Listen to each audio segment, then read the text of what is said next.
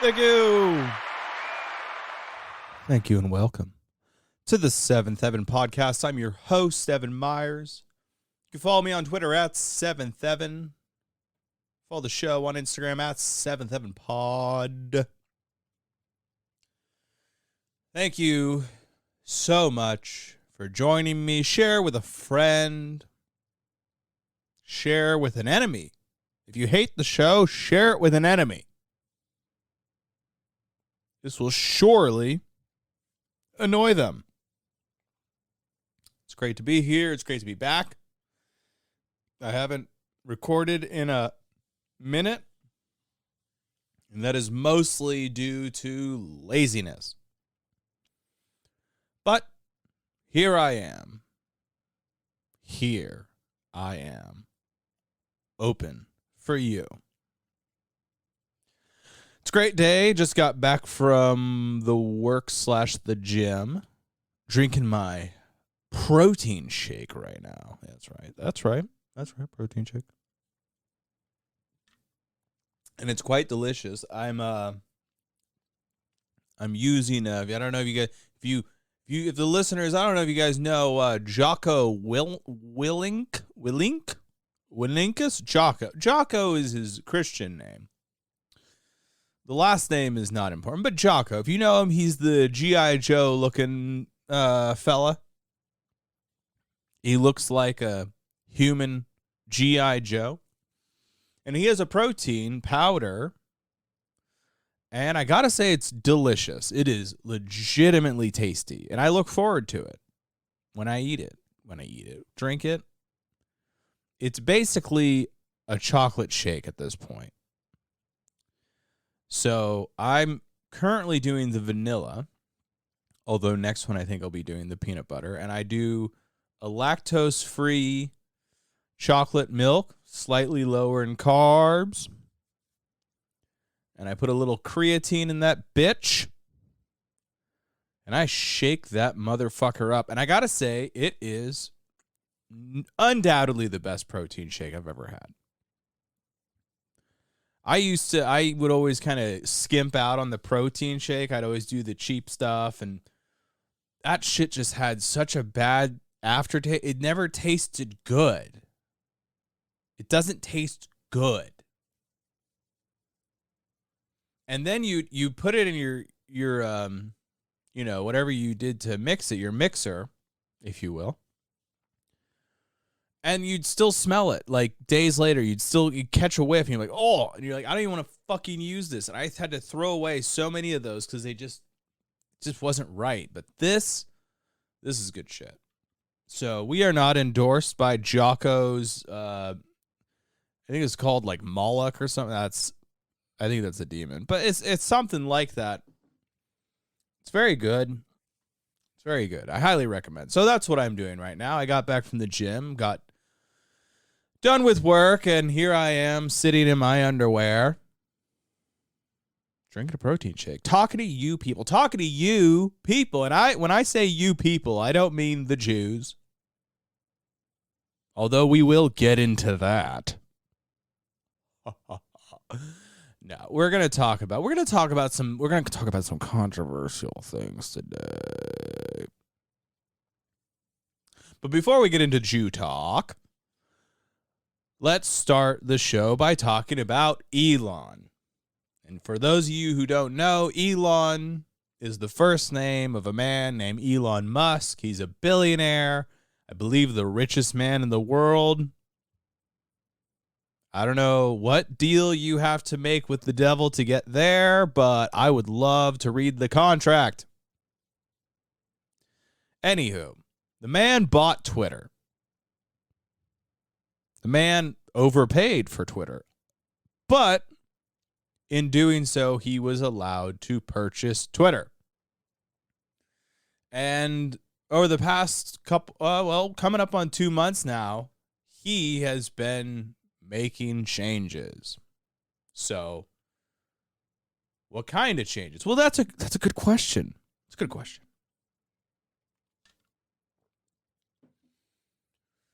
The main thing is that he has allowed many of the banned accounts back online. Accounts like Donald Trump. And that's the only one I know about. But listen, he's brought back people who were banished, which is great. But there's a lot of small accounts that have not come back yet. So I imagine we'll get there. Here's the thing. Elon is basically, you guys know the what are that dumbass fucking shit they always have on America's Got Talent where the guy's like spinning the plates? That's what Elon's doing. He's spinning plates. Except in this case, he's standing on a log in a moving river with alligators. That's sort of what Elon's doing. He's attempting to fix Twitter while also figuring out what went wrong with Twitter, while dealing with a world that does not want him to own Twitter because that takes away the power of the establishment, the government, corporations, you name it. So Elon has thrust upon himself this impossible task. And among that, he has to find a way to navigate everything. So the thing that I think he's done well so far is that he is fairly transparent. He does tweet out his thoughts about what is happening, not unlike our previous president, the most transparent, to a fault, president in history. The man told you what he thought, and I think it's refreshing. I like that. I don't like people. One of the problems with Obama is that guy would tell you, he would say, he could literally read you a 5,000-word essay, and everyone would go, oh my God, he's an amazing speaker, and he's got all these great ideas, and da-da-da. And then you go, what did he say? And then you go, oh. And then you realize that the Xanax had just hit, and you are no longer in the same universe. The man sold bullshit to cover his tracks and his shenanigans and whatnot that would allow people who are only passively paying attention to go, oh, he seems like he's a good guy. Oh, he seems like he's a good president. I don't see anything wrong with this. And it's like, oh, he's a war criminal and he belongs in The Hague. But the point is, guys like Trump, they're going to tell you what they think to a fault, but you're going to know exactly where they stand. Elon is like a moderated version of that. He's putting out his thoughts on Twitter. Nothing really controversial. It's funny to me. I don't know. Here's the thing. People, what they used to call some people call the mainstream media. I don't call it that, and this is not anything I've thought of. This is from better thinkers than myself. But because if you call them mainstream, one, that means they actually reflect the mainstream. They do not. NBC, Fox, CNN, these people do not they do not represent mainstream. Whatever mainstream is, that ain't it. And it's not that they're, the Fox is far right and MSNBC is far left. No, they're not. Neither of them are either of those things. None of them are radical. None of them are pushing anything actually dangerous, quote unquote dangerous. None of them are actually doing anything like that.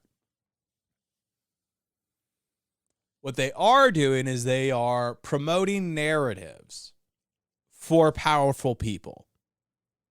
They are mainstreaming ideas that benefit those in power or those seeking power. But they're not ideas that actually are dangerous in the sense of like, hey, it's time to defund the police. Like, that's a dangerous idea. And I don't mean literally dangerous, although it could be that. It is dangerous in the sense that it upsets the way you think about things. It breaks you from your routine thinking. It throws the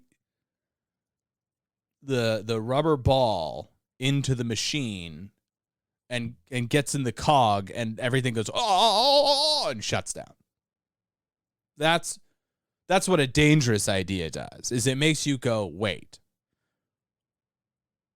So, like, and you'll never hear any politician say this, even though many voters will say this, that every politician refers to the United States as a democracy. They go, our democracy, Republican, Democrat. They all do it as shorthand to describe what we currently have, which has never been a democracy. Just because you vote doesn't mean it's a democracy. Democracy means the person with the majority of votes gets the power. But we know that doesn't happen because we don't vote by the popular vote. Even if you do vote, you're only voting for your representative to go and vote on your behalf. And that's presuming that representative votes the way you want them to when they get there. So a dangerous idea in politics is saying, we're not a democracy. We've never been a democracy. And you get some, conservative nerds on Twitter and libertarians who go, oh, actually, we're not a democracy. We're a republic. We're a traditional republic. Oh. And that's true, but it is, if that were a mainstream idea, if somebody said that at the Oscars, if somebody said that on CNN, or even on Fox half the time, they'd be like, what? And they'd pretend that person didn't say anything, and then that guy would never be invited back on. Because it's a dangerous idea. It upsets the balance. So Elon, to me, is dangerous to them because he is literally taking away an institution that they had complete and utter control over, and he is now it's subject to him. Is that better? I think so. I think it's better to put on him than the entirety of the deep state, but that's beside the point. I think that Elon has made a lot of good choices, and part of what I like is that he is honest, and or at least transparent. He's telling you what he thinks. He's telling you what he thinks directly, not through public statements, not through a lawyer, not going on TV with a cushy interview and the guy's like, hey, Elon, I hear you had a birthday last week. None of that. He's going on Twitter and putting his thoughts out, where he then gets shit on. But that's beside the point. Dangerous ideas. Elon is not promoting anything dangerous. He is a threat to the establishment. That's it. That's the only reason they care. They will package everything up as like, oh, he's going to promote white supremacy, whatever the fuck that means. And he's going to promote hate and whatever that means. And he's going to promote that.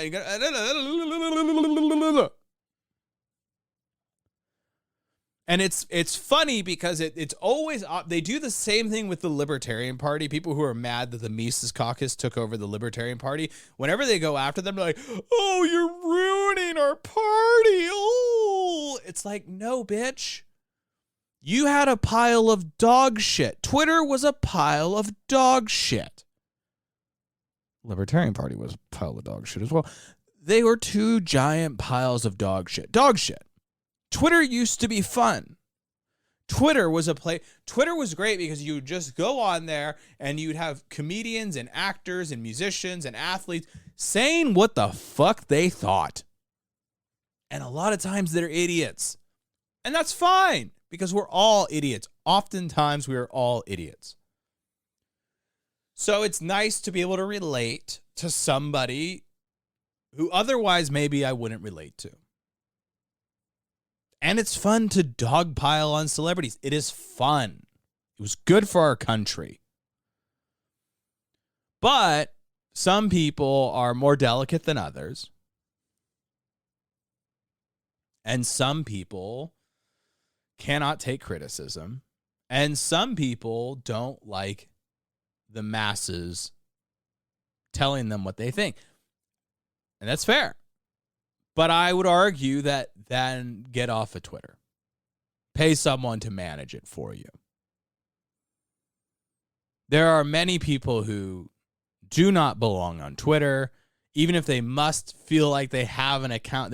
They feel like they must have an account. They don't belong on there because they're too sensitive about stuff. Our friend Jordan Peterson, for example. Jordan, who I think is fantastic, amazing. One of the great thinkers of our time, undoubtedly influential on myself, and I know others, and I think he does amazing work. I think he's wrong on this. And this is his belief because he has a problem with it, anonymity online. Fair enough. He has a problem with how people behave while they're anonymous online. Fair enough. He thinks that anonymous accounts should be separated essentially from quote unquote real accounts. That's fine. But my point with that is, one, Twitter has a shit ton of functions that you can use to block or mute or never ever see comments that you don't want. You can put the filter on. You can, if you're verified, you can literally have it where, oh, only people who follow me, I see their tweets. Or only verified people, I see their tweets. This is only a problem if you're scrolling through the comments and Dog Lover 69 is calling you a cunt. Then I think you need to take that into consideration and block that person, mute them, or laugh at them because they're fucking dumb. But here's the thing. I think Jordan Peterson is right in his assessment. Being online anonymously, this is kind of his point. People who are anonymous online like to think that they're doing it for heroic reasons, or at least that's how they portray it. They go, oh, I'm anonymous online because I want to tell the truth, but I don't want to lose my job. That's true. But to his point, most people don't act heroic while they're online. They act like cowards. Also true. 100% true. That has been my understanding of the internet. In my entire life on the internet is that people say shit. People say shit that they would not say if they're anonymous. That being said, people say shit online that they wouldn't say if they were in person. So it's not even, the anonymous thing ramps it up. But I would argue that the screen and the distance between the two people communicating is far more of an impact, has far more of an impact on the discussion, if you will, than whether or not you know who you're talking to. Even if a person is not anonymous, they'll still fire off a tweet because they go, well, I'm never going to see this person. I don't know this person. This person and I are never going to cross paths. I mean, you go on, this is where I think it kind of demolishes his point. If you go on Facebook, it's a lot of people with their real names calling each other motherfucker and piece of shit, and you're a racist and you're a cocksucker and you're this, you're that. That's your fucking aunt and uncle arguing with your cousins on Facebook right now, as I speak. That's happening right now with their name in full view. Their fucking company listed. So anonymity, I think he's overblowing it. Now, you want to talk about troll farms, if you want to talk about bots, different story. Way different story. But there is a genuine value towards anonymous accounts. I could name a few. I think he pronounced. I always this is the thing when you read stuff, you never say it out loud. But Eigen Robot, I believe Eigen Robot, EIGEN Robot, great stuff. Fucking Kyle, where are you at, Kyle? Kyle 702, great stuff. Comfortably Smug, great stuff. A lot of great stuff comes from anonymous accounts. Soy Lord Lament, how could I forget? Soy Lord, shout out. These are all great accounts. And you don't know who they are, or maybe with a little research you could figure it out, but I don't care. I go, oh, I like that tweet. I like that picture, that meme they created, that article they wrote. I like that Twitter thread. This notion that that's the problem, I do not buy that. It is a problem. And maybe part of the thing is that we have a little bit of a culture where, you know, if you're not, it's funny. There's a lot of guys I follow that are anonymous online. I follow a lot of anonymous accounts, but you'll see it where they'll start going after someone's like physique or whatever. And I'm going like, you're not posting shit. So shut the fuck up. Right? Like if somebody goes, hey, you fucker, you fat fuck, your fat tits. And you just look at them and you go, your fucking profile picture is an anime. You're not Japanese. I know you're not. And your profile picture is some anime chick or boy. It's hard to tell. From some shit I will never watch. Like I'm supposed to know that. I'm supposed to know what the fuck your dumb little anime fetish reference is about. I don't know, and I don't care, and I don't care to know. The reality is almost no one cares. So, I don't know, being anonymous online, there needs to be a bit of a culture. I think it's more of a cultural thing where, like, this is what I do is so like Jordan was tweeting and I tweeted him like early in this. I tweeted him, mute and block people that you don't like, ignore people that have next to zero followers.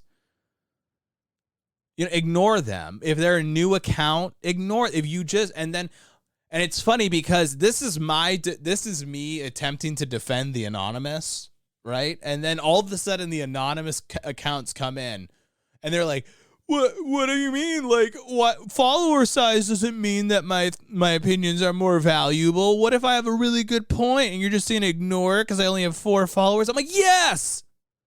I don't care about you.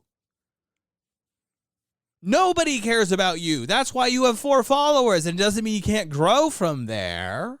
Doesn't mean you can't build from there. But I'm going to tell you, if you're shooting from the hip about something I posted and you got 2 fucking followers and your account was made last month, I will not care about what you say. And I will probably, if I am willing to put the energy in, I shall block you. So all of these people, it's funny, like they're all kind of proving his point. Like I see them all dogpiling on Jordan as opposed to just telling him what you think. It's just like, oh, fuck you, Jordan. It's like, no. Tell people what you want. Am I mad that Elon hasn't brought Alex Jones on? Sure. Do I think that will help Alex Jones get on Twitter if I start calling him a piece of shit? No, I don't think that'll help. College football figured this out. Don't tweet at recruits. If a kid's looking at your college, he's 17 years old, and you're a 40-year-old man going, you're going to choose Ohio State over my school? Go to hell, you piece of shit. He's going to be like, yeah, maybe I chose the right school. Fuck that guy. With the beer gut, chiming in about what I can and can't do. There's a lot of that in America right now. There's a lot of that. I don't know. This is a mess. This is an utter mess, but it's a good mess. It's a necessary mess. It's like if you bake a cake, you're going to crack a few eggs, you know? So here we are, we're cracking eggs. And it's funny, like I think Jordan Peterson is great. This doesn't change my opinion of Jordan. It's funny, I see a lot of people being like, "Oh, you're a fucking sellout, dude." It's like, no, chill the fuck out. Let's do a little recap of what Jordan Peterson went through. His shithole country decided to make it a crime if you quote unquote misgendered some bipolar lunatic. And he said, "Oh, I don't want to do that." And they're like, "What the fucking cocksucker?" And then all these fucking libs went and go, "Oh, that'll never happen here." And then went and dragged him. And they've dragged him and they drag him and they drag him. And they never stop. They went after his daughter. They would go after, and they go after you as a person because and what is that? Why is that? We have, most presidents don't have their family dragged through the mud like a guy like Jordan Peterson did. Oh, you know why? Because he's a threat. He's a threat to the status quo. So if you are a threat, if you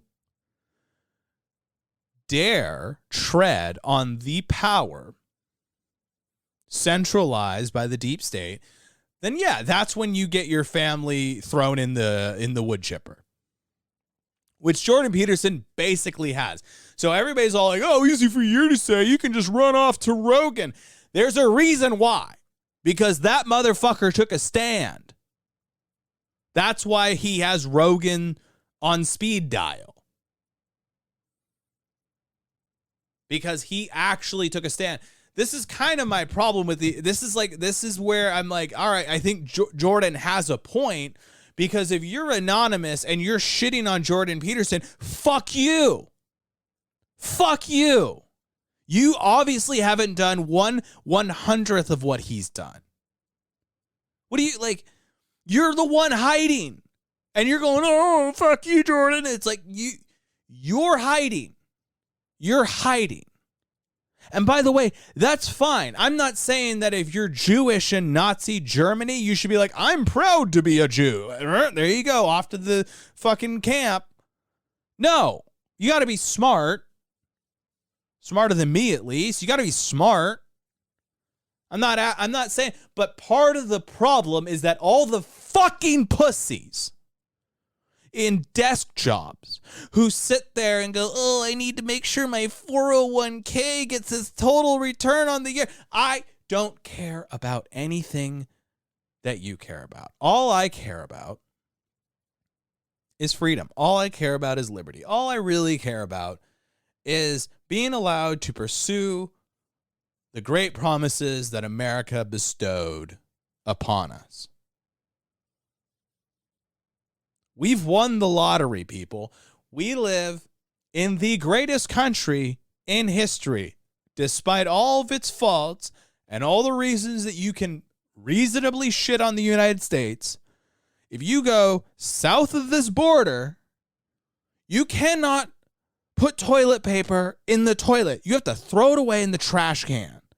Do you know how unsettling it is to try to take a shit next to someone's trash can full of their shit? And that's normal. That's perfectly normal. And that's a lot of the world. That's not just like, "Oh, well, Mexico, we just happen to have like the poorest country in the world to our southern border." No!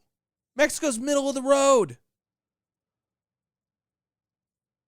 So people, if you're shitting on Jordan for this, like, there's a way to approach people. There's a way to criticize them. But if you're shitting on him, one, you're proving his point. You are proving his point.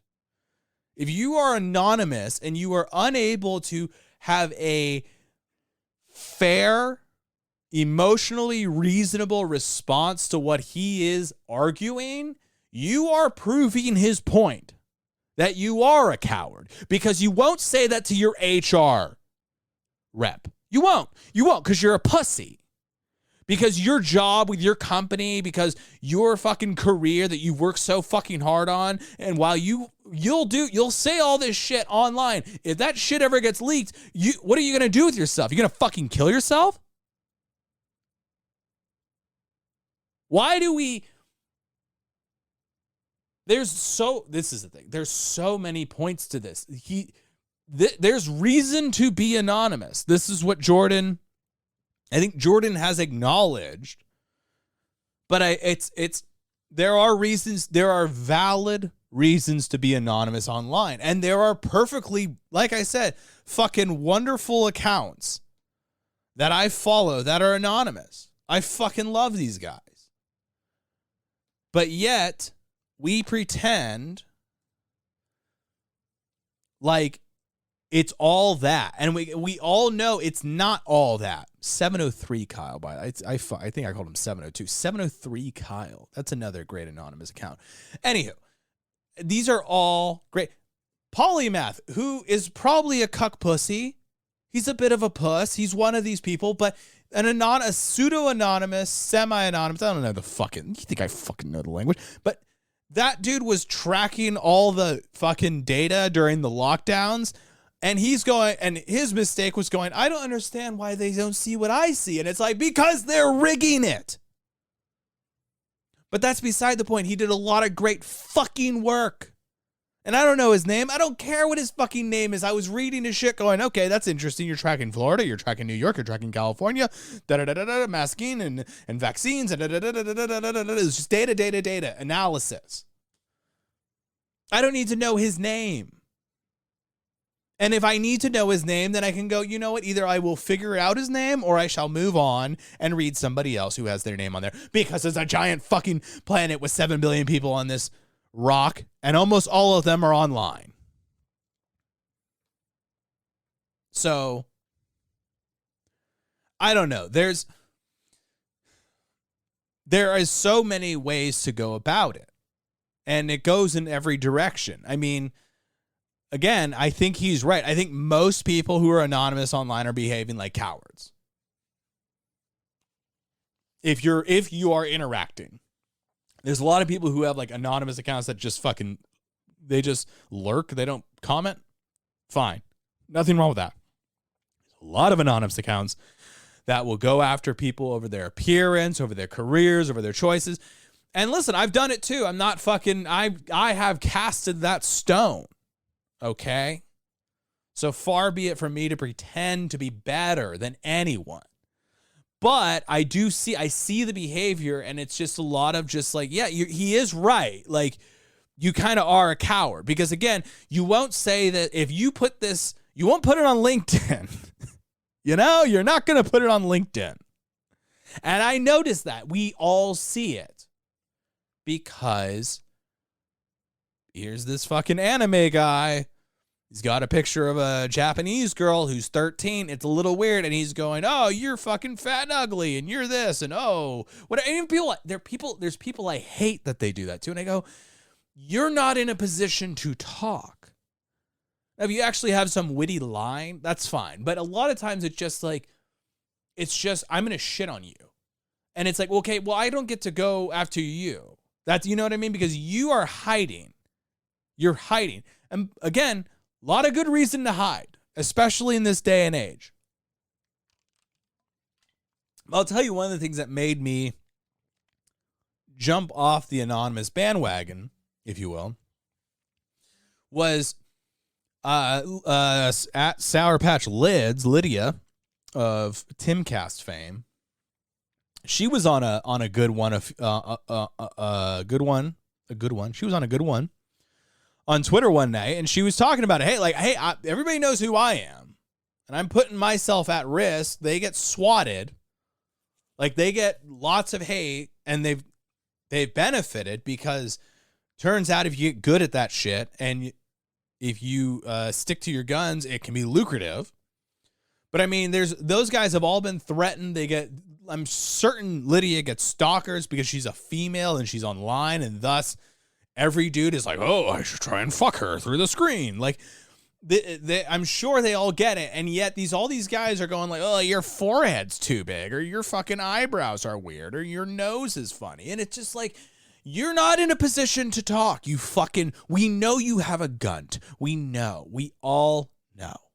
It's obvious. So you hide. Like that was the thing. I fucking said some shit, and then some guy started coming after my hairline, and I'm like, you have a picture of an airplane. So what did I do? I ignored that bitch. You know why? Because I laughed. I thought, this anonymous fuck is going to come after me for my hairline, which I've accepted. Hence why I shave my head. That is accepting that I am a bald, penis-looking fuck. It's just an acceptance. It's acceptance. I've already accepted myself. This loser who's hiding decides that he's going to make a Bosley joke about Evan.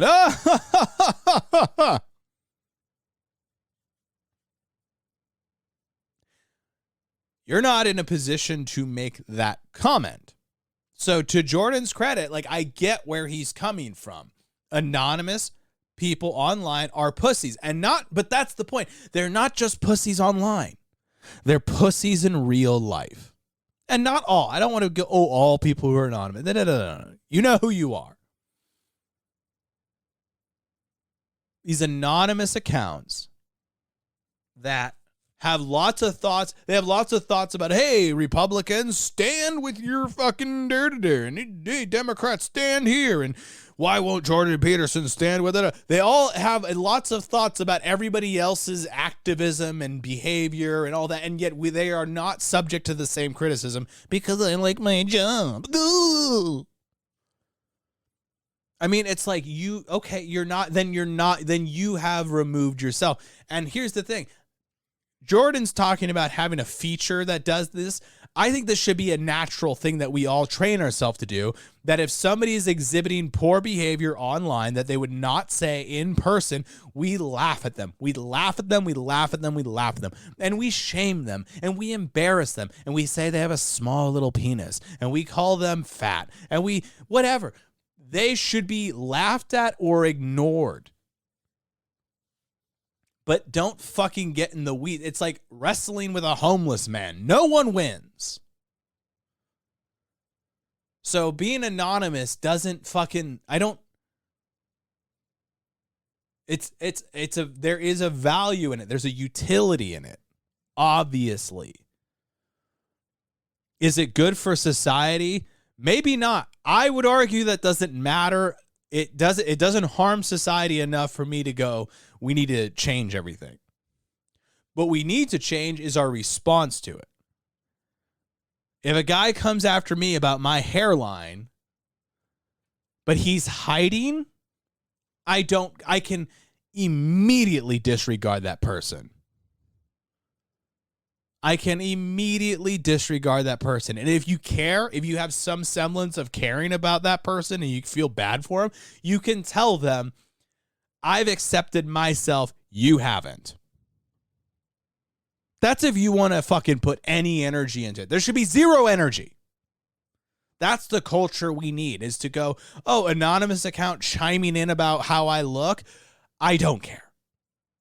Oh, anonymous account claiming that I'm a pussy because I won't stand with so-and-so. Okay, ignore.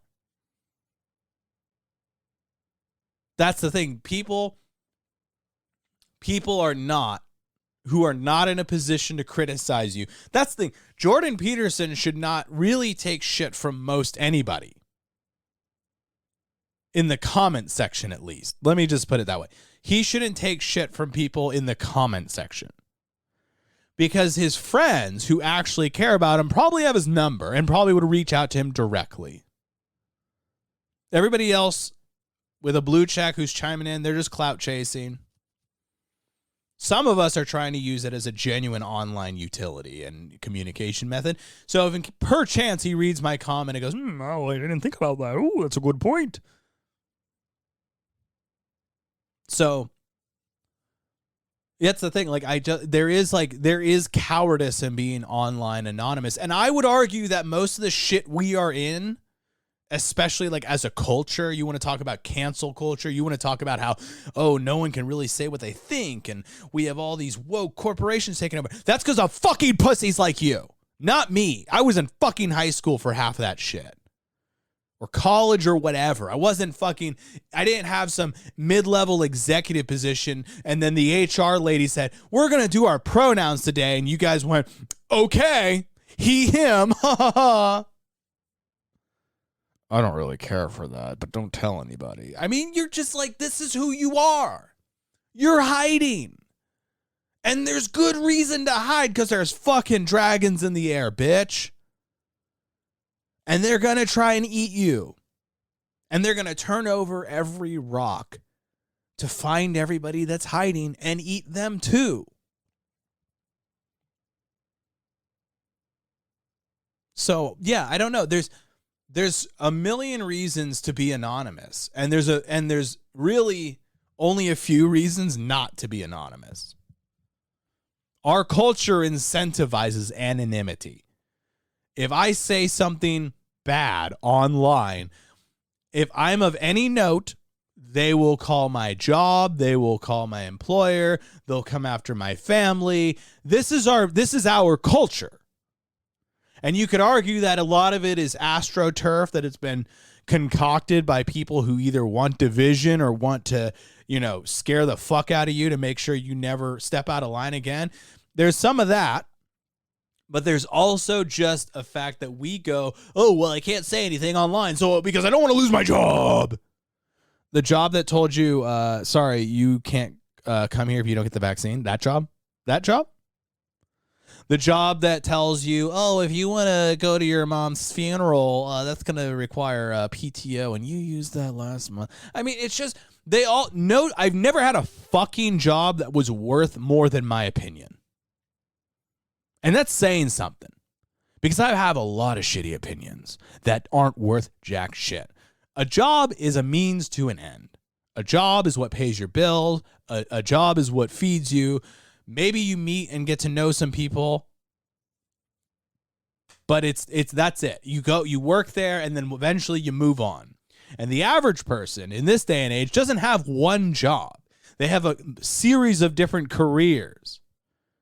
It used to be that's the funny thing. They describe it like, oh, I was working for FedEx and I did it for 40 years. It's like, no, you guys work 3-5 years at a place and then you immediately jump ship the moment you get a fucking raise potential. That's it. That's what a careerist is. It's just moving up that ladder and moving into the next tax bracket. And I'm not saying that's an unworthy goal. It's not a goal that I'm interested in, but to sit there and pretend that it's like, oh, it's my pride and joy. It's like, no, you don't want to end the vacations to Hawaii. You don't want to take the kids and tell them, hey, you know what? Maybe let's try to get a scholarship to college. No, you want to have the life that you've built. And you care more about that than any of your ideas. Because if you cared about your ideas, you put your job up against it. You go, you know what? I don't even care. I don't care if I lose my job because what I have to say is that important. Jordan Peterson lost his job. That was some dude. I fucking tweeted something. Some guy commented calling Peterson a condescending little jerk, and he has the fortune of not having to worry about the realities of the world today. Ironic given his chosen discipline. First off, what are you talking about? He has a fortune because he took a stand. If you want to talk about he was a fucking professor. He was probably pulling 60 a year. This guy was not a millionaire. And he took a stand. Now he's a millionaire. And he's trying to make sense of it all. There's no fucking roadmap for what he did. What he went through, there's no roadmap.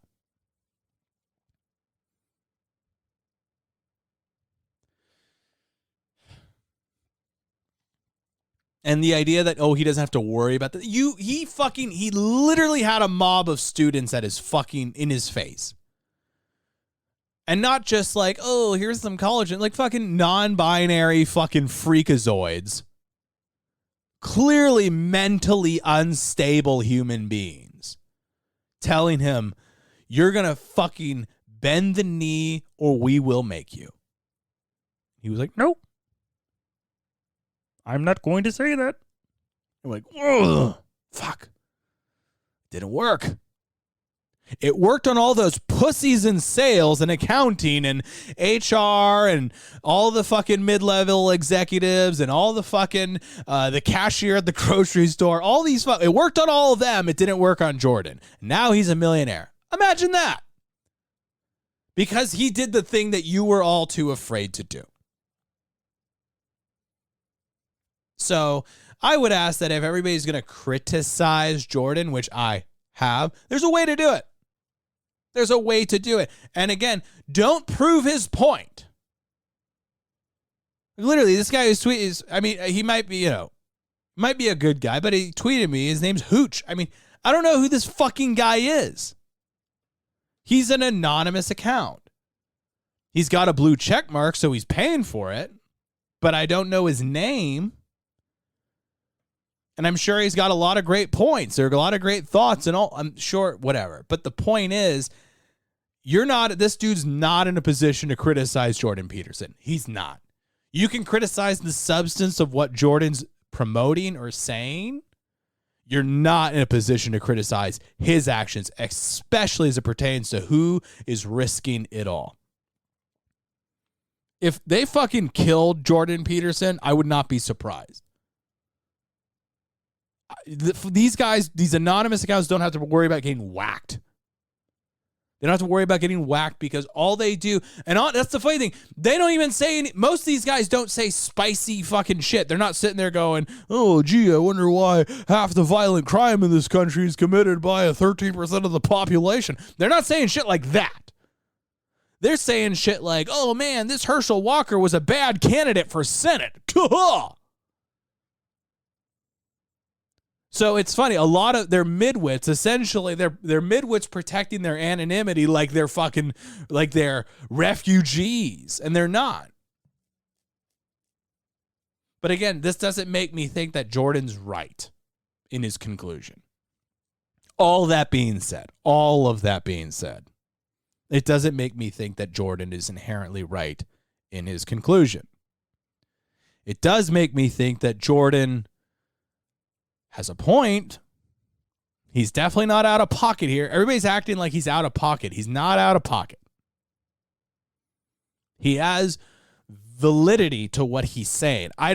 Although it would be funny if we started segregating Twitter accounts. I don't think that's the solution. The solution in my mind is everybody clean your own room. Clean your room. If you have somebody in your comments who's annoying you, who's mean to you, who's argumentative, who's condescending, every time you see them right away, they go, genuinely curious, what do you mean by that? Block. If you want to put any energy, that's the thing. It should be zero. You should put zero energy into it or the energy to block. That's the energy. And then that's the thing. As you go to block that person, you have to go, do I want to just keep doing this? So, hey, shout out Michaela Peterson. Please, for the love of God, manage your dad's Twitter account for him so he can stop getting fucking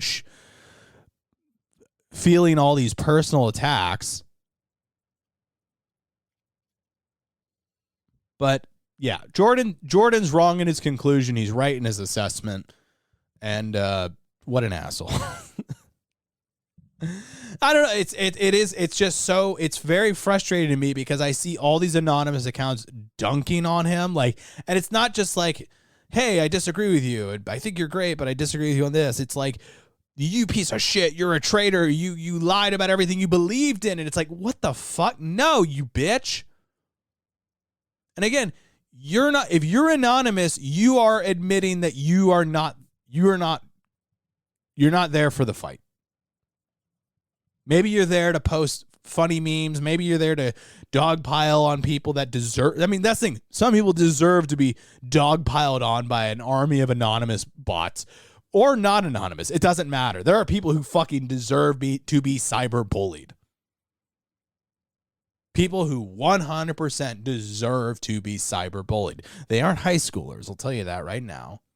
Unless they're one of those Parkland kids. But I mean, people do not, most people don't deserve it. Many people do.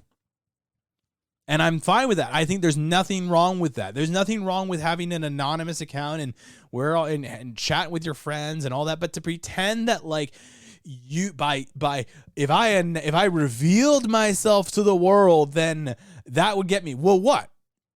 What opinions? Oh, I think Mitch McConnell should step down and we should get a new speaker. Whoa! Whoa! Dangerous. No. Here's the thing. If Sean Hannity is willing to say whatever the fuck you're willing to say, you're not risking anything. If John Oliver is willing to say whatever you said, you're not risking anything. If Bill Maher, if fucking, I don't know, Seth Meyers, anybody on Fox, anybody on CNN, if you're saying shit that is mainstream, then you're not like, you stop fucking feeling so fucking bold about yourself. Stop being all prideful like you're in it for the battle, man. I'm in it for the fight. I'm in it to win it. No, you're not. You have safe opinions that lie within the mainstream of American politics. You are right of center. You are not a hero. And that's fine. There's nothing wrong with that. There's a lot of another one, Dark Marmot. That's another great. I can't believe I forgot him. Marmot. What the fuck? Hold on. Let me fucking look up Marmot. Marmot Respecter. That's his @ Marmot Respecter. Great anonymous account. Fantastic anonymous account. Love him. Could be a she. I'm 99% certain he's a he. That's a good policy on Twitter, by the way. But great account. Lots of great anonymous accounts who, by the way, none of those people I've listed fucking engage in any of that. Marmot doesn't fucking go after, oh, you ugly fuck. I don't ever see him. He's just putting out his thoughts that's the thing. They can be a little dangerous. You know, he talks, he says some stuff and you could read his tweets, great tweets that can be a little dangerous. Same with Robot. He could say some things that could be a little dangerous. Kyle, my man, he can venture into danger periodically. But most of these people don't. Their opinions are, Republicans need to win the Senate. Like, it's not like they're not saying anything actually thought-provoking. They're saying things that you could literally replace with a fucking boomer account, and they would be, oh yeah, that's fine. What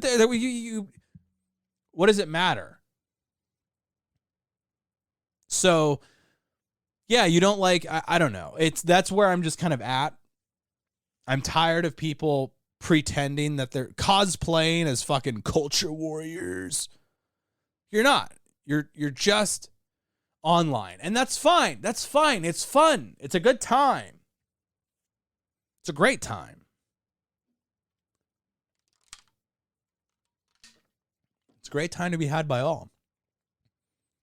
But I'll tell you, man, it's frustrating because I see it. I saw it then when you'd see all these people going, why won't anyone take a stand? Why won't it's like, oh, you're not taking a stand. You're mad about Obama, but you won't say shit. You're mad about, fucking John Kasich jumping in the race and basically handing the primary to Trump, but you won't say shit out loud, in person, or behind your real name. You won't say anything.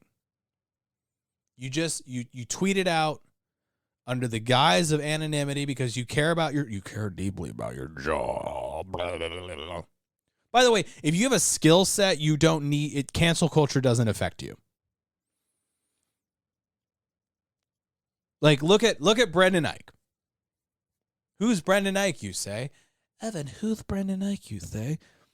Brendan Eich is a guy from tech who used to work for Mozilla Firefox. Mozilla Firefox, the browser. And then OkCupid, for some odd reason, dun, dun, dun, dun, cancel culture, decided that they were not going to allow people to access their web, or no, they could. They just had to click through a thing that said this.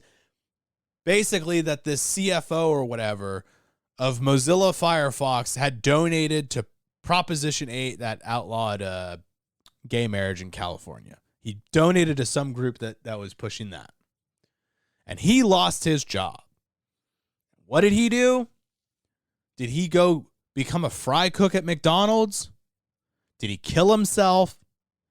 Did he marry a rich widow? Nope. He started another browser, and it's called Brave, and it's great. And I use it. The guy still runs it. You know why? Because he's talented. Because he actually has something to offer. If you are not good at what you do, and you're only good at showing up to work, then yeah, maybe you should be scared about saying what you really think. Maybe you should be scared. Because you offer nothing and you're easily replaceable. And that's something you have to live with. That's something you have to think about. Something that I think about. I'm not even anonymous and I think about it. Oh man, I don't know if I should be sharing this. I'm not good at many things. So yeah, I don't know. Long story short, Jordan, you're the man. You're wrong, but you're the man. And I will continue to criticize in a respectful manner. Anywho. Twitter's great. Twitter's a lot of fun, though. Twitter's been a lot of fun. I've been enjoying this. They had the Twitter files. That's where journalist Matt Taibbi dropped a bunch of information, long Twitter thread about how they, about the relations between the Biden camp and Twitter in terms of throttling accounts. All about that. And there was another part of that was interesting, but I don't have it in front of me, and that's that. But no, he did break some stories there, and a lot of people are pretending it's not a story. It is 100% a story. But you know, that's what they do. And he had God damn it, I'm forgetting the other part of that. Let me pull up his thread. Let me pull up his well, I'm not gonna pull up his thread. I don't know if I can find it, but fucking Twitter files. Let me see what comes up when I Google that on here.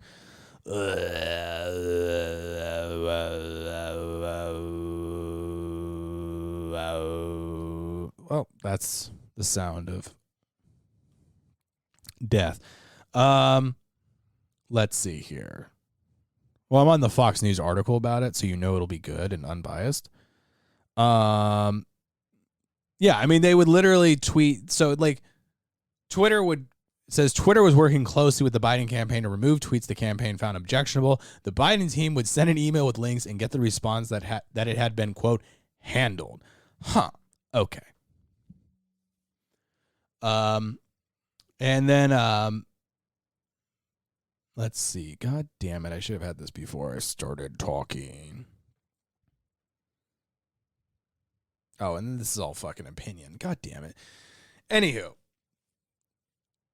But that has been good, and the latest breaking part of this is what I was trying to get to, is that Matt Taibbi had specifically cited in his long Twitter thread that he could not find any evidence of federal agents'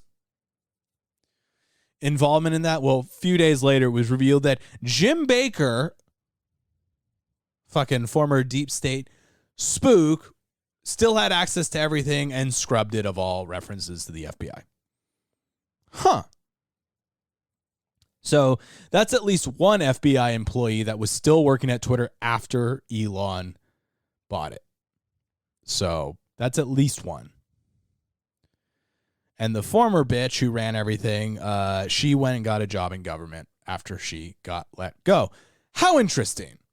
You get paid out millions upon millions of dollars and you immediately go get a job in government. Fascinating. So I am hopefully optimistic. I have hopeful optimism about Elon. I think it's a process, and I think it's a necessary process. I don't think it'll be a painful process, but I think Twitter can be restored to its former greatness, to its former glory. I really do. I do believe that. Kanye's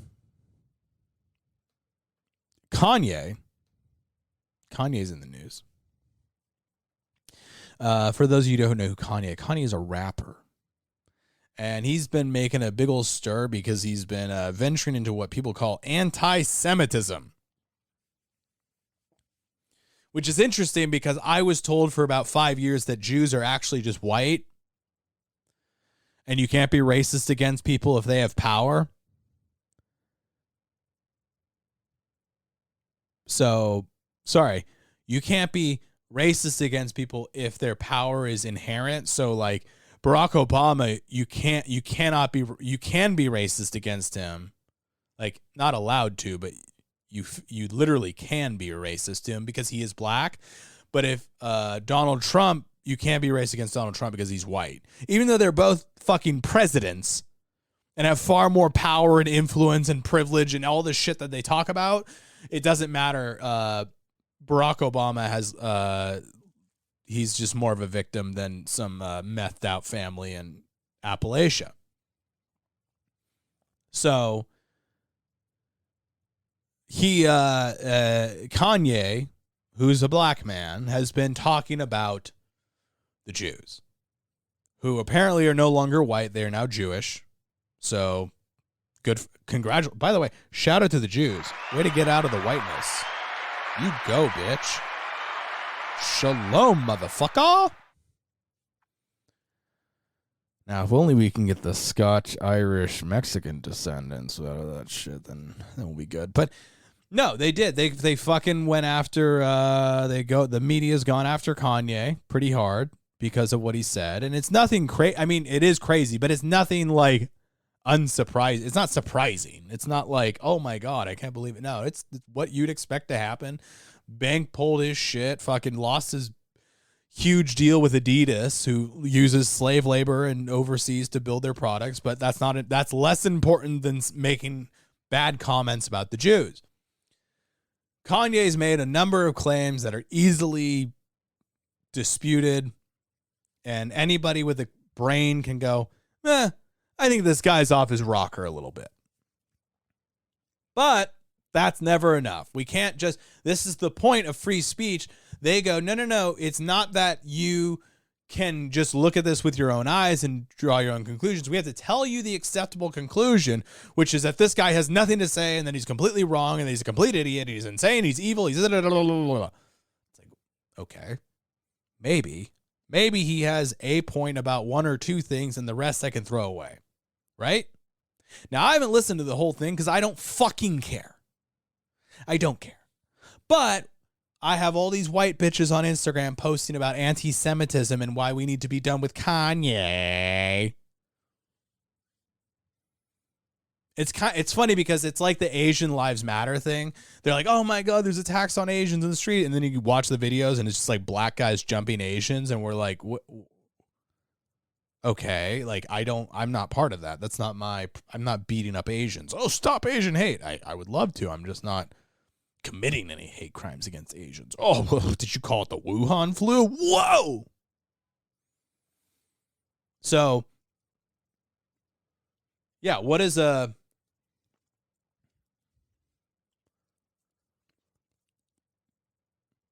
don't know. It's an odd time. It's an odd time to be alive.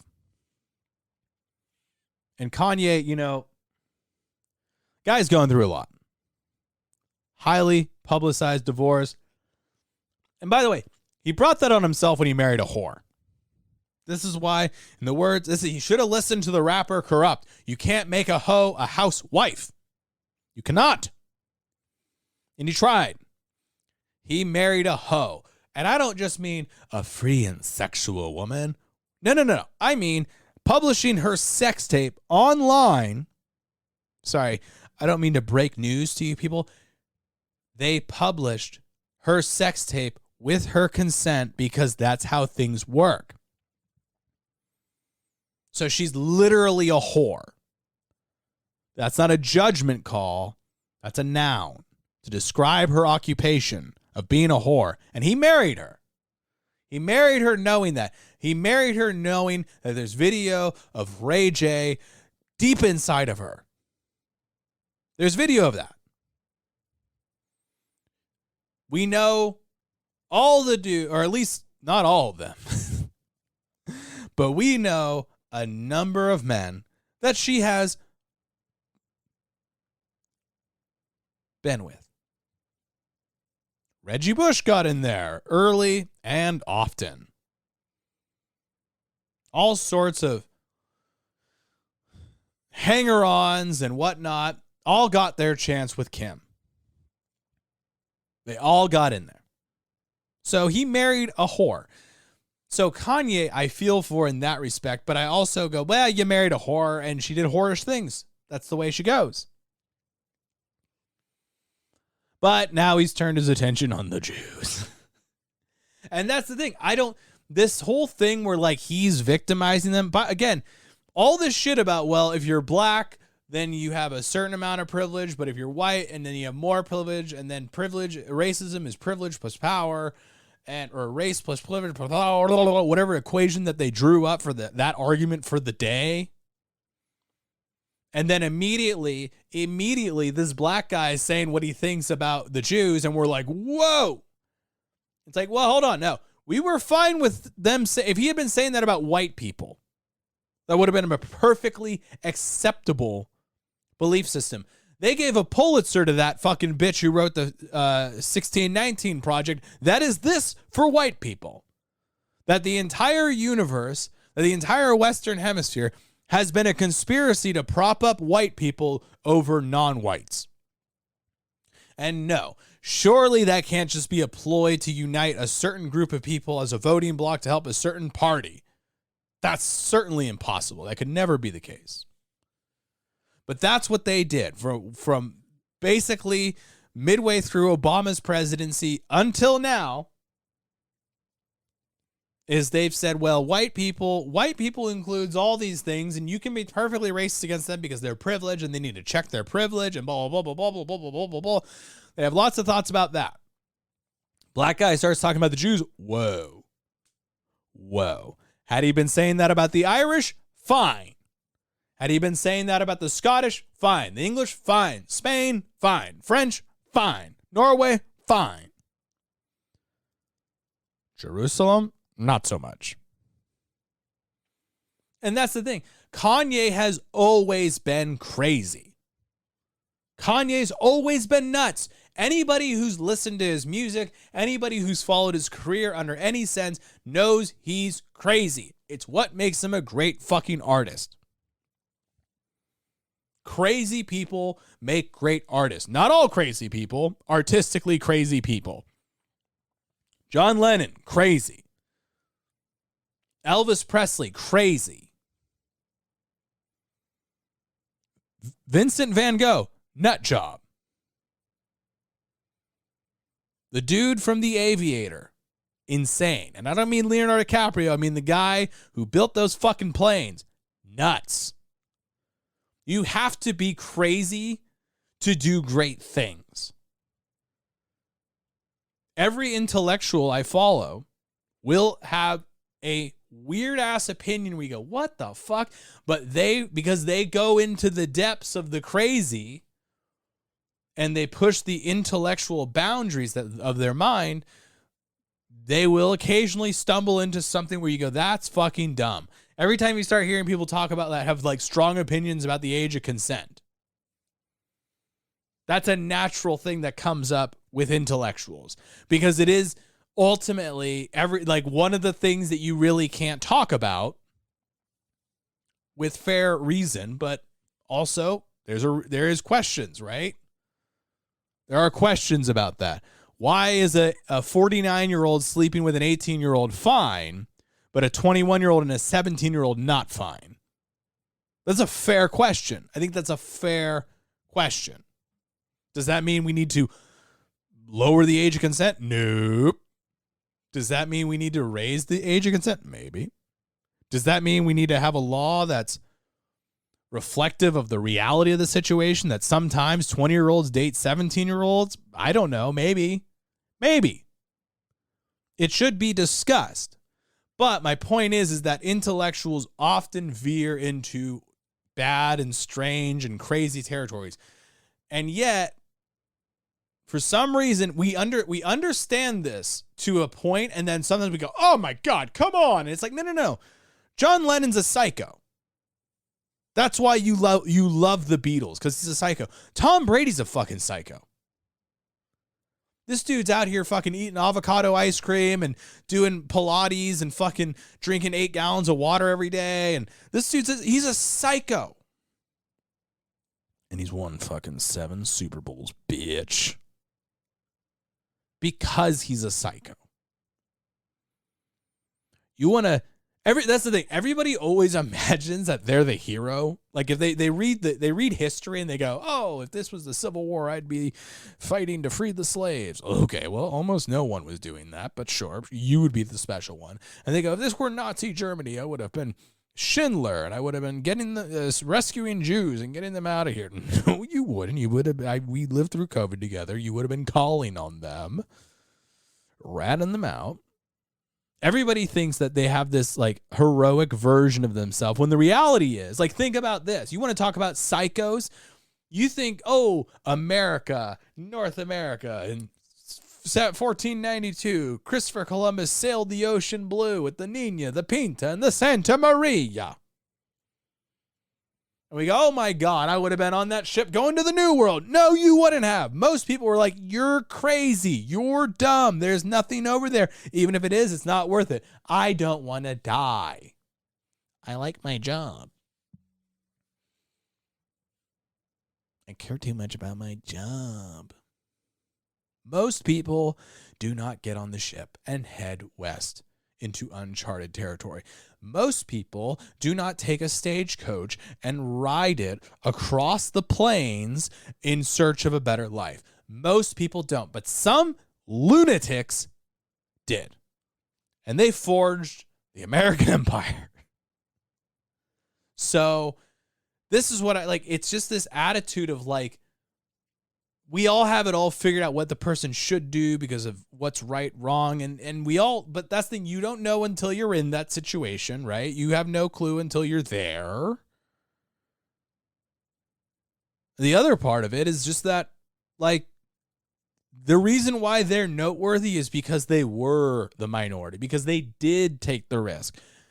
Kanye, when all is said and done, will be regarded as one of the great hip-hop producers, one of the great hip-hop artists who had some fucking crazy thoughts about the Jews. John Lennon beat his wife. Michael Jackson fucked little boys. Fucked them. And y'all still talk about him like, oh yeah, man, fucking Thriller. It's a fucking banger. First off, it's dumb. Michael Jackson's music is not good. Let's be perfectly honest. Like, for a guy that fucked little boys, we act like this guy's Mozart. And it's like, I'm talking with the man in the mirror, Jamon. It's garbage. Oh man, you had to be there. He could dance. Yeah, man, so can Chris Brown. And I like more Chris Brown music than I ever liked any Michael Jackson music. And he beat up a woman. And they still turn him on at the clubs. So, yeah. We're all fine. That's the thing. We're all fine with trade-off. Like, everybody who's shitting on... I don't know anybody who loves Kanye, like his music, and goes, oh, this was too far for me. This is where I draw the line. Not when he drunkenly went on the stage at the Grammys and interrupted Taylor Swift. Not when he said George Bush doesn't care about black people. Not when he said all this other stuff. Let me put a pin in that. But everybody's fine with it. They're all fine with things until they're not. You want politics out of sports, but you're fine with them propping up the troops in November. Oh, man, it's Veterans Month. What? Why is it fucking 4 weeks of this shit? well, but keep your politics out of the sport, man. Well, okay. Well, you got fucking the National Guard here. So that's politics, baby. I don't know what else to tell you. You invited them in.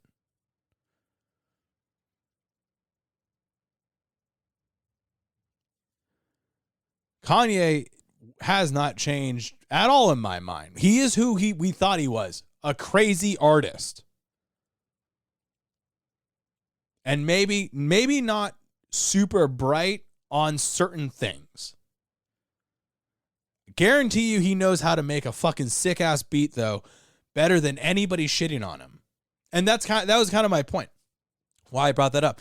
Everybody's shitting on him. They're shitting on him because it's the thing to do. They're shitting on him because oh, everybody hates Kanye now, so fuck Kanye, and I'm going to jump in on this bandwagon. Oh, look at that. More internet tough guys. Shocking. Seems to be a theme tonight. But nobody cutting out Kanye is somebody who actually listens to Kanye and goes, oh, fuck, I got to cut him out. He was great, but this is a bridge too far. I can't listen to those songs anymore. No. No one's doing that. It's all people who were primed to hate him anyways or discard him. And so that's what they're doing. So guess what?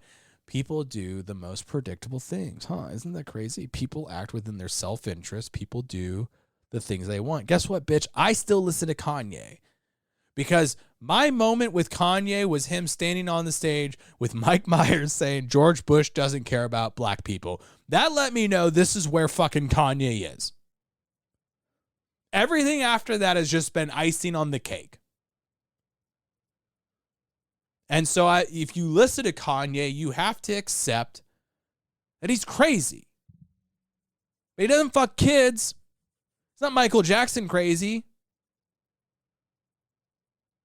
He's not fucking beating his wife, John Lennon crazy. Ike and Tina Turner crazy. He's not doing any of that shit. He's a bipolar / whatever the fuck. And he makes great fucking beats. And I love him. I love his music. Not all of it. Some of it sucks. 808s and Heartbreak, rough. That was a rough album. He might have killed the fucking auto-tune, which actually we should thank him for that. We should thank him for killing the auto-tune. He's kind of a hero if you think about it. Kanye, man, and this is the other thing. Fucking Kanye, change your name from Kanye to Ye. Fuck no. I'm not doing that. You've always been Kanye. You don't get to just change your name. You don't get to go, my name's Andrew, and then 2 weeks later, actually I go by Drew. No. You introduce, if I have to learn one name, it's the one name I'm going to fucking learn. It's the only name I'm going to learn. And to come out here and start going, oh, I go by Ye now. Fuck you. We made fun of Prince for the same bullshit. I'm the artist formerly known as Prince. You're fucking Prince. I don't care what squiggly line you drew on your fucking birth certificate, you piece of shit. You're Prince. But enough about Prince. Kanye put himself, he's told us who he is his entire career. And at least for me, when I was a young man during Hurricane Katrina, adolescent, high school, I don't know. But that was the height of my BoomerCon views. I was just starting to find out what I believed. I was in the red-blue mindset. And I thought an R next to someone's name meant they were good, and a D next to a person's name meant they were bad. And long way from that. But at the time, I was definitely in my most fucking team red mode. And Kanye said on national television, George Bush doesn't care about black people. And to me, that really set Kanye for who he is, who he was, right away. If you listen to his first real fucking song, his first hit single, Jesus Walks, he lumps in terrorism, CIA, KKK, all together. So Kanye this is who he is as an artist. Like this is what I love about hip hop, not necessarily the racism, although that's nice. It's the fact it's lyrical, it's word driven, word motivated. Everybody thinks of beats, and beats are great, but it's the artist filling the beat with his words or her words. I suppose her words. But they tell you who they are. They can't hide. Eminem bled out on the page, essentially. Kanye West, fucking Kid Cudi. These are artists. These are creators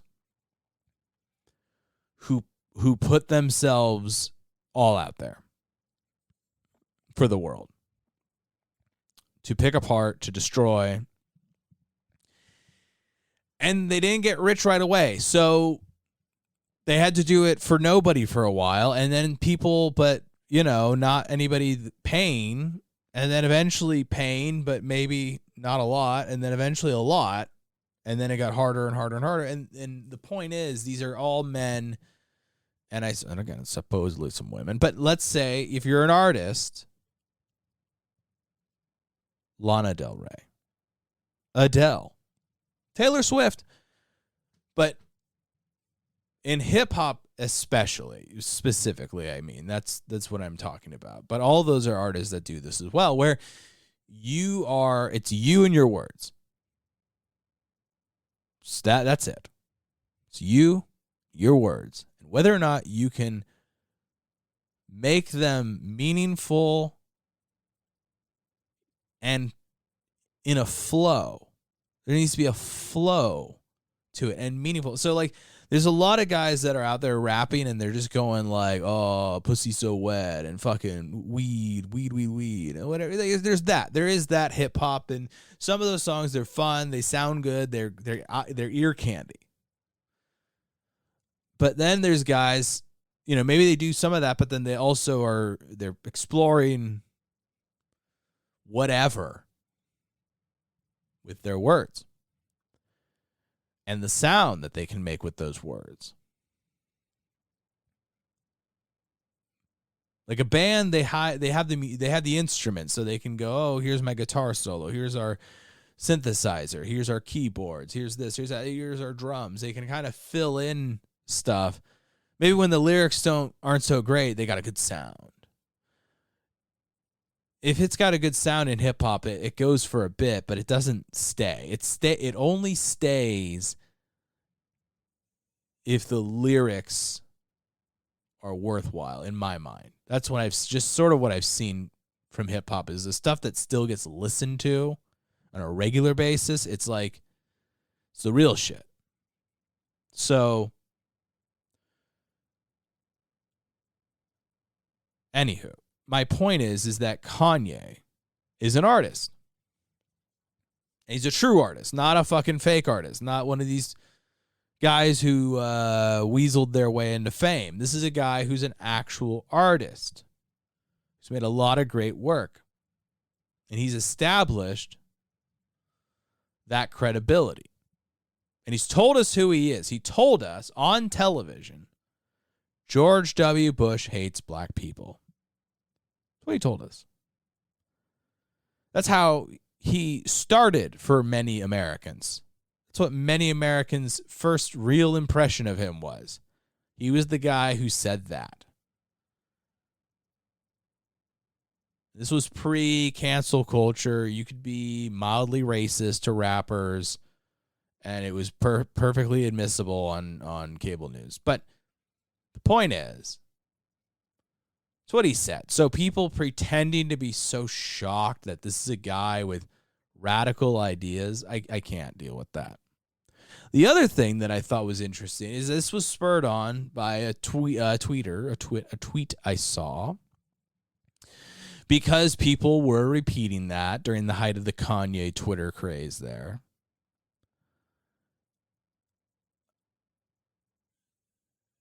People were talking about it, and I saw, people trying to dunk on Kanye because, and I forgot this was a thing. It's been a while since I've seen this. But it was sort of like a political time capsule. Somebody posted as a response to the, George Bush doesn't care about black people as a statement.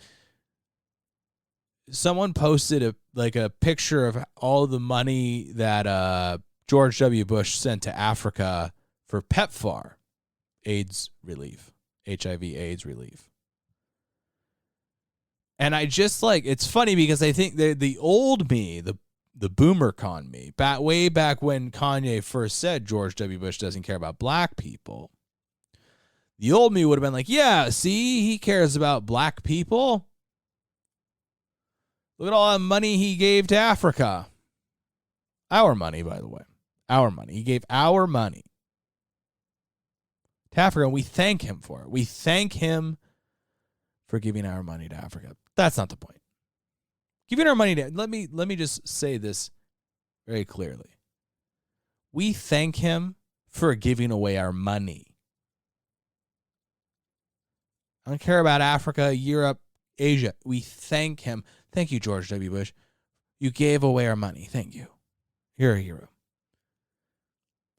But it's funny. The old me would have been like, see, look, George W. Bush cares about black people. Look at what he's done for Africa.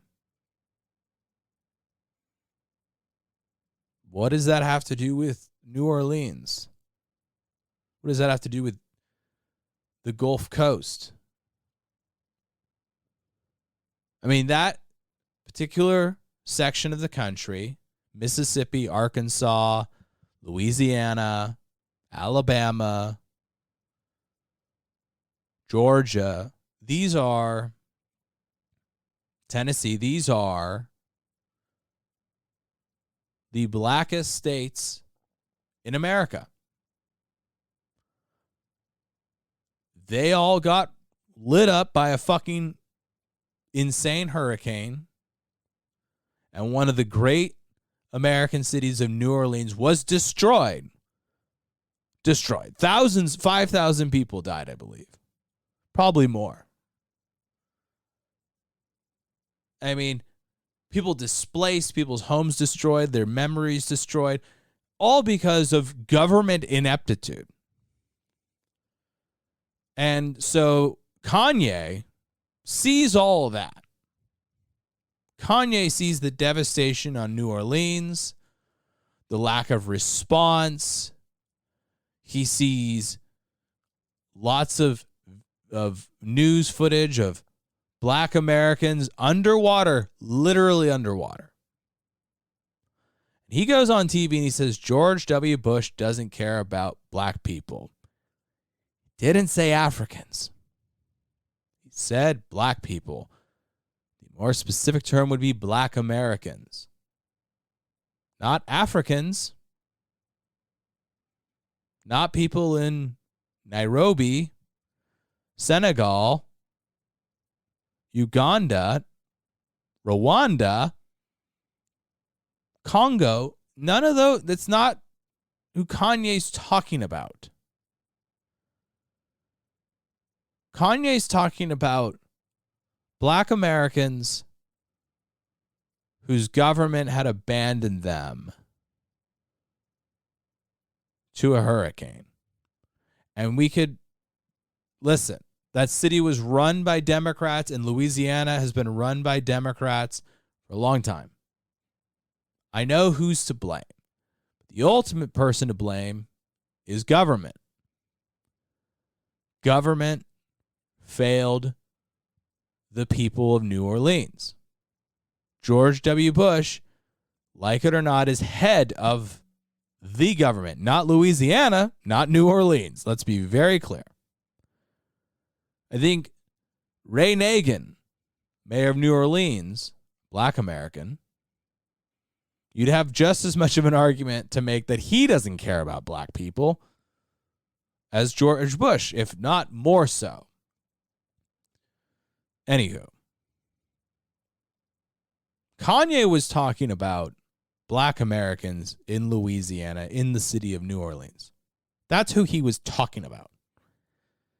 Here we are in 2022, and I see a large account, very popular account, tweeting out Vox headlines about how actually PEPFAR was great and it cured AIDS or whatever.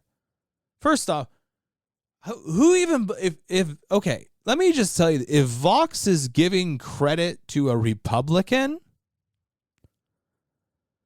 you can consider the source and their motivation when doing so. Let's be very clear about that. Second, I don't know how you are watching all this shit with Ukraine and you're like, oh yeah, all that money that we sent to Africa, that was good money for good things. It was for good things. It definitely didn't go into some crazy evil government shit in Africa. No, it was all good money for good things. No. I know offhand that there was money, like money was laundered, and a lot of organizations would they would say they were fighting AIDS and they were actually fighting malaria, but there was no money in malaria. So they go, oh, we're fighting AIDS. And they just conjure up some numbers about AIDS. And they were really buying like mosquito nets and shit. Like they were dealing with malaria because that was the actual thing, but they would use that. So maybe George W. Bush indirectly helped Africa. He stumbled into it. Would that be shocking? No. But that is what Kanye was talking about. He wasn't talking about Africans getting malaria nets. He's talking about black Americans whose homes are literally underwater and whose government failed them. A government that has a long, rich history of failing black people.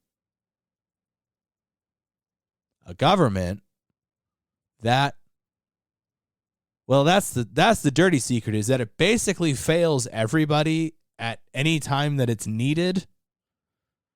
That's the dirty secret of government, is that it's not set up to succeed. But George Bush, like it or not, he signed up for the job. I don't know why we do this with presidents. Like, oh, you got to be fair. Like, he asked for the most unfair job in the world. Sorry, comes with the territory. But Bush, I mean, I don't know what's in his heart. I don't know. But I don't think he cares about, I think he doesn't care about anybody. I think he probably cares about, his family and his dogs and power and his family legacy. He probably cares a lot. It's selfish shit. Like everybody. Most people don't care about others. They care about themselves. Some people will consider others, but then eventually, if push comes to shove, you are going to defend yourself. Protect yourself. And that's perfectly fine. There's nothing wrong with that. Problem is when you run for elected office and start wars in the Middle East.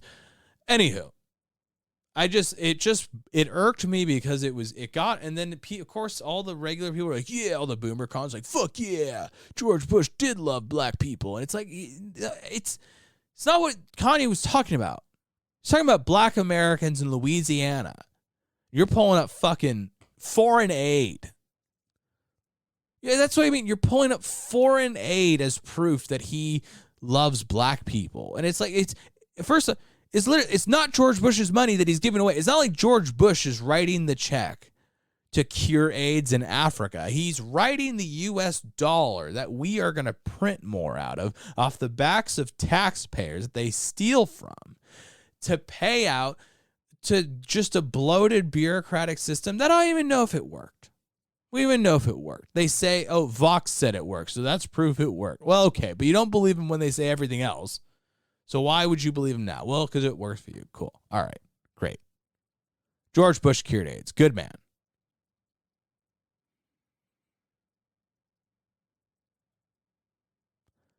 Can we not do that thing where we go, aha, you're wrong? It's like, no.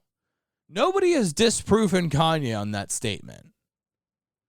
He might be 100% wrong. No one has disproven him. He's made the claim. He made the claim. George Bush doesn't care about black people. Nobody has proven otherwise. I don't care how.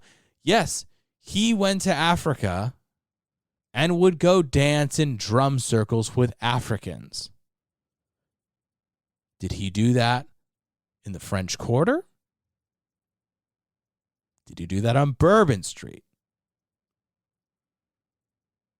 Did he do that in Atlanta, Memphis, Jackson, Mobile, Louisville, Chicago, Baltimore, Detroit?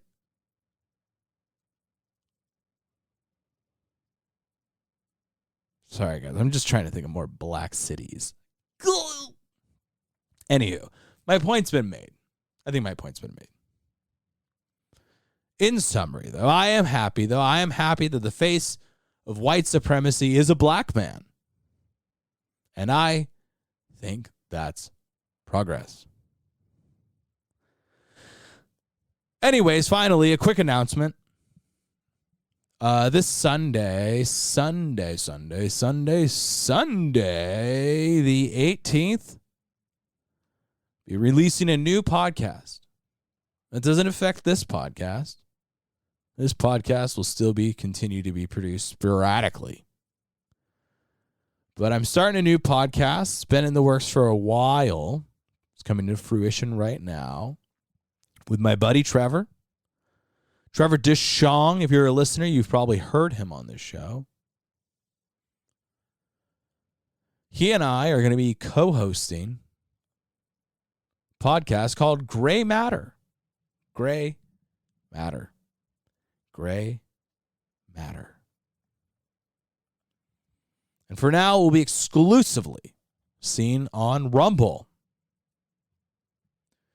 Exclusive to Rumble, a platform that seems to respect free speech. And basically, we're going to interview people we find interesting, people that are friends to start. And eventually, I'm sure we'll work our way up to actual guests that you might know. But these are people we know that are interesting and smart. Sometimes neither. But our first guest, Mr. William Hammonds, my buddy, my friend, he shared with us a bit about fatherhood and kind of opened up on some mental health issues and how he's dealt with that, as well as some ghost stories and a lot of good stuff. So give us a listen. Go on Rumble. It'll be Gray Matter, Grey Matter, Matter. And we're going to be on Rumble. We're going to have a good time, guys. We're going to see where this goes. So, yeah, I'm excited. I am excited. So, give the show a like, whatever the fuck you guys do to promote this shit. Share with a friend. And thank you so much for listening. Follow me on Twitter at 7th7. Follow the show on Instagram at 7th7pod. Appreciate you all listening. Thank you and good night.